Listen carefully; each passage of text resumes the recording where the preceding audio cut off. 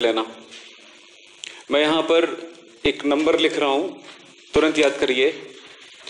155 225 414 732। ठीक है, 1 कर सकते हो या 1000 भी कर सकते हो। इसमें सब 3 नंबर पहले आप पॉइंट लगा देंगे तो ये क्या हो जाएगा 0.155, 0.225, 0.414, 0.732 एंड 1। याद कर लीजिए। हो गया याद? नहीं हुआ? 155 225 414 732 1000। इसके साथ ही साथ याद कर लीजिएगा 3 4 6 8 त्रिज्या अनुपात। यह है क्या चीज, मैं बताता हूं डेफिनेशन थोड़ी देर में। त्रिज्या अनुपात, त्रिज्या अनुपात होता है किसी आयनिक क्रिस्टल में उनके धनायन और ऋणायन, कैटायन एंड एनायन के रेडियस का रेशियो, यानी कि धनायन और ऋणायन की त्रिज्याओं का अनुपात क्या कहलाएगा? त्रिज्या अनुपात कहलाता है। तो मैं यहां पर लिख दूं दोबारा, त्रिज्या अनुपात एक्चुअली होता क्या है? धनायन की त्रिज्या और ऋणायन की त्रिज्या का अनुपात होता है।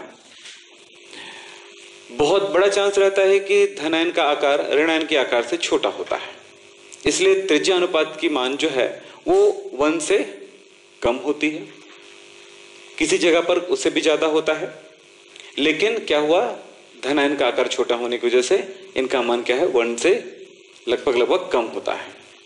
ठीक है, तो आपको बस इतना ही करना है, और इसके बाद की बात होगी और इसके पहले की बात होगी, वो कॉम्पिटिटिव लेवल पे काम करता है। ठीक, यहां पर नहीं। तो मैं यहां पर इतना ही बताऊंगा। अगर आप चाहेंगे तो कॉम्पिटिटिव लेवल के एग्जाम की बात करूं तो यहां पर हो जाएगा 155 से कम, यानी 0.155 से कम, और यहां पर 0.1 से अधिक, ऐसे बोलेंगे। ठीक है, तो वो भी बता दिया। चलिए, कोई लॉस नहीं है इससे। चलें साहब, तो आप यहां पर क्या देख रहे हैं? त्रिज्या अनुपात ये है। तो परिभाषा क्या हुई? किसी आयनिक क्रिस्टल, आयनिक क्रिस्टलों में लागू होगा क्योंकि धनायन और ऋणायन उन्हीं में होते हैं। तो किसी आयनिक क्रिस्टल में उनके धनायनों तथा ऋणायनों की त्रिज्याओं का अनुपात त्रिज्या अनुपात कहलाता है। त्रिज्या अनुपात अगर ज्ञात हो किसी भी क्रिस्टल का तो उनके कोऑर्डिनेशन नंबर पता लगा सकते हैं, और कोऑर्डिनेशन नंबर पता हो तो हम उनकी क्रिस्टल स्ट्रक्चर के बारे में बता सकते हैं। तो या फिर उल्टा कह सकते हैं, यदि कोऑर्डिनेशन नंबर पता है तो उनमें त्रिज्या अनुपात क्या होगा ये बता सकते हैं। समझ रहे हैं आप? तो क्रिस्टल स्ट्रक्चर के बारे में जानकारी हो सकती है। तो फिलहाल त्रिज्या अनुपात से बात शुरू करते हैं। तो त्रिज्या अनुपात, रेडियस रेशियो, त्रिज्या अनुपात एक रेंज में होगा। क्या हो सकता है जरा देखें। मैं यहां पर इसको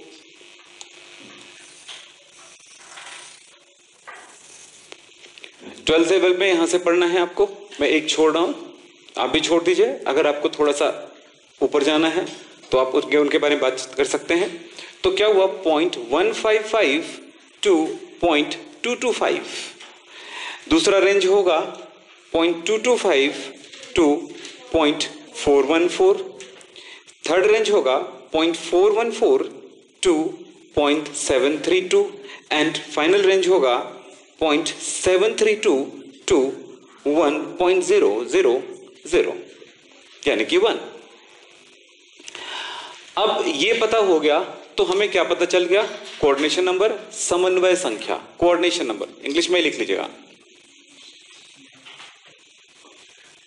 कोऑर्डिनेशन नंबर देखें, इस रेंज के अंदर हुआ तो कोऑर्डिनेशन नंबर होगा 3, इसमें 4 6 8। कोऑर्डिनेशन नंबर क्या होते हैं आपको पता होगा, अभी बताया था।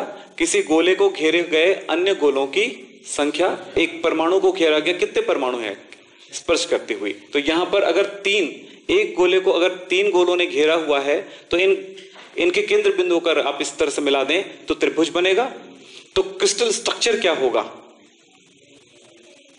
क्रिस्टल स्ट्रक्चर, क्रिस्टल संरचना, क्रिस्टल स्ट्रक्चर होगा यहां पर 3 के लिए कितना होगा, त्रिभुजी है ना, ट्रायंगुलर, ट्रायंगुलर त्रिभुजीय संरचना। इसमें क्या होगा, 4 से घिरा हो तो 4 से घिरा हो तो एक गोले को 4 ने घेरा हुआ है, जरा ध्यान दीजिएगा, 1 2 और 3 और ऊपर की तरफ 4।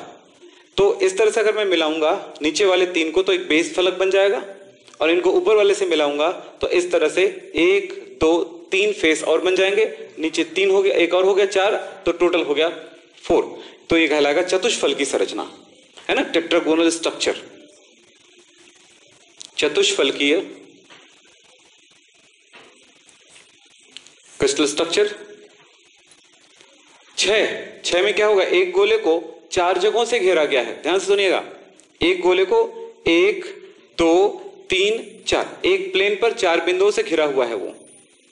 कल क्लोज पैकिंग देख रहे हैं तो एक तल पर ऐसा दिखा था आपको, फिर उसके ऊपर एक आ गया और उसके नीचे एक आ गया, तो एक स्क्वायर बना, उसके ऊपर से इनके केंद्र बिंदुओं को मिलाएंगे इस तरह से, तो क्या हुआ, एक पिरामिड बन गया 4 फलक वाला, और नीचे भी वैसे ही, नीचे वाले से तो कितना बोला, एक को एक तल पर 4 ने घेरा है, ऊपर एक ने और नीचे एक ने, ऊपर 4 फलक हुए, नीचे 4 फलक, तो क्या हुआ, अष्टफलकी, ऑक्टाहेड्रल, क्या हुआ, अष्ट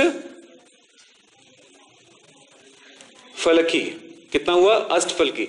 ये 6 नंबर है तो आप मत समझना कि 8 होगा, ये अष्टफलकी होगा, 6 है तो अष्टफलकी। अब सोचो, इस रूम को देखो या क्यूब को देखो, क्यूब के जो है उसके कोनों पर एक एक गोले आ जाएं, एक एक परमाणु में आ जाएं, तो कितने होंगे, 8, और केंद्र पर एक गोला होगा, एक परमाणु होगा, तो उनके लिए कोऑर्डिनेट कितने हो गए, 8।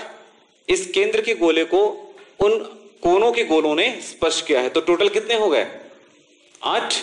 तो इस तरह से ये संरचना कैसी हुई, क्यूबिक हुई, घनी हुई, ठीक है ना। 8 ने घेरा हो तो घनी संरचना कैसी होगी, घनी होगी, घनी क्रिस्टल स्ट्रक्चर होगा। अब मैं कुछ एग्जांपल बता दूं यहीं पे, अभी आप इसको नोट कर रहे होंगे तो कर सकते हैं, लेकिन इसके डेफिनेशन मैंने लिखा है नहीं, अभी लिखाऊंगा, जगह छोड़ के करेंगे आप।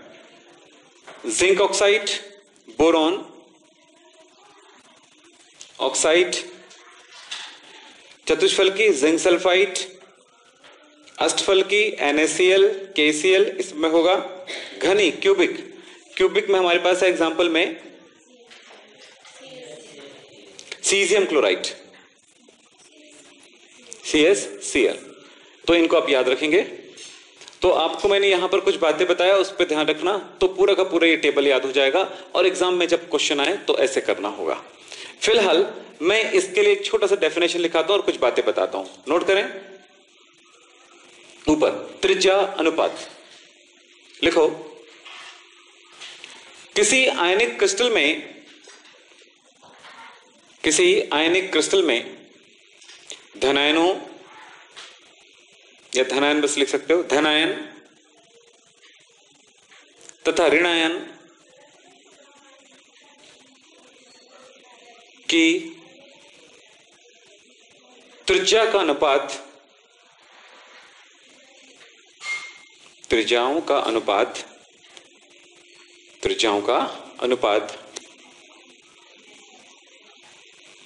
त्रिज्या अनुपात कहलाता है।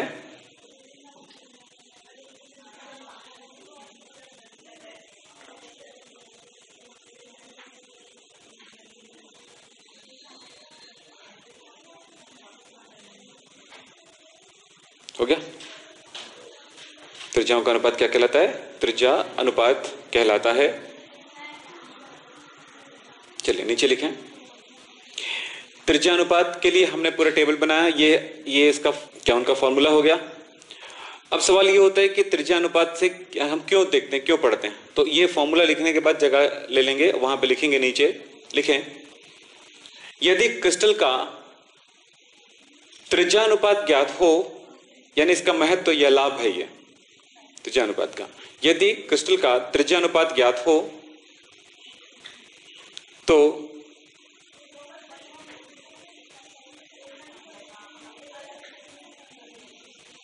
उसकी समन्वय संख्या तथा, अच्छा उसकी मतलब किसकी, ध्यान रखिएगा, हमने ऊपर किसको रखा है, धन आयन, ऋण आयन के लिए नहीं होगा, तो लिखो धन आयन, उसकी मत करिए, धन आयन की समन्वय संख्या, अगर उल्टा होता तो ऋण आयन की समन्वय संख्या, है ना, धन आयन की समन्वय संख्या तथा क्रिस्टल संरचना ज्ञात किया जा सकता है।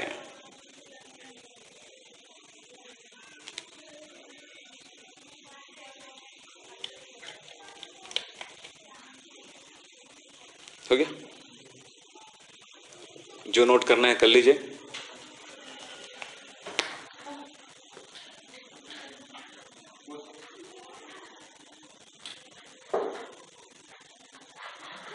नमस्कार, मैं विक्रम सिंह। मेरे पास अक्सर फ़ोन आ रहे हैं कि सर आपके चैनल के सारे वीडियोस नहीं मिल रहे हैं, और जो वीडियो मिल रहा है वो पूरी तरह से हमें नहीं मिल रहे हैं, सारे वीडियोस नहीं मिल रहे हैं, लाइन से नहीं मिल रहे हैं, आगे पीछे मिल रहे हैं। तो मैं आपको कहूँगा कि मेरे वीडियोस को देखने के लिए सबसे पहले यूट्यूब में जा कर के विक्रम हैप केमिस्ट्री सर्च करें, तो मेरे वीडियोस खुल जाएंगे, मेरे चैनल खुल जाएगा। किसी एक वीडियो को आप ओपन करें। यदि आपने मेरे चैनल सब्सक्राइब नहीं किए हैं तो सबसे पहले आप मेरे चैनल को सब्सक्राइब कीजिए और उसके साइड में बेल आइकॉन है उसे दबा दीजिए। अब आप इस तरह से काम करें। फिर आप YouTube बंद कर दीजिए। फिर इस प्रकार से आप YouTube चालू करें। जब YouTube चालू हो जाए तो आप यहाँ पर जो ऊपर साइड में आपका ये आइकॉन बना हुआ है, इस जगह पर जा करके आप क्लिक करें तो आएगा माई चैनल। जैसे ही माई चैनल आता है उसको क्लिक करेंगे तो ये देखिए नीचे की तरफ आता है सब्सक्रिप्शंस को क्लिक करेंगे तो आपको बहुत सारे चैनल मिल जाएंगे जिसको आपने सब्सक्राइब किए होंगे। इसे ऊपर करते जाइए तो यहाँ पर किसी एक जगह पे मेरा चैनल दिखेगा और मेरा फोटो दिखेगा, उसको क्लिक करेंगे तो मेरे चैनल खुल जाएंगे। इसमें होम मिलेगा, वीडियो मिलेगा, प्लेलिस्ट मिलेगा।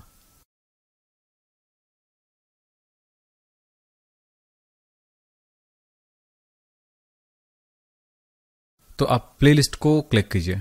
जब प्लेलिस्ट को क्लिक करेंगे तो इसमें बहुत सारे फोल्डर्स मिलेंगे। तो सबसे पहले आप काम करें कि प्री बेसिक केमिस्ट्री क्लासेस और बेसिक केमिस्ट्री को देख लें, यदि आप शुरुआत कर रहे हो केमिस्ट्री में तो। फिर उसके बाद आपको जो मर्जी होगा उसमें से जिस फोल्डर को आपको क्लिक करना है कर लीजिए। उस फोल्डर को जब ओपन करेंगे तो मेरे सारे उस फोल्डर से रिलेटेड या उस टॉपिक से रिलेटेड, उस चैप्टर से रिलेटेड जो भी वीडियो अपलोड होगा वो सारे वीडियोस खुल जाएंगे।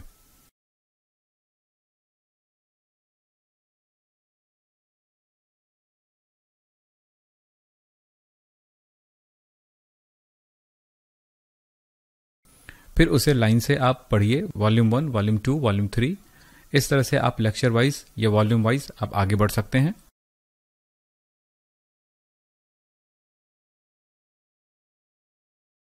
तो यही एक तरीका है जिससे आप वीडियोस देख सकते हैं, सारे वीडियोस देख सकते हैं। धन्यवाद।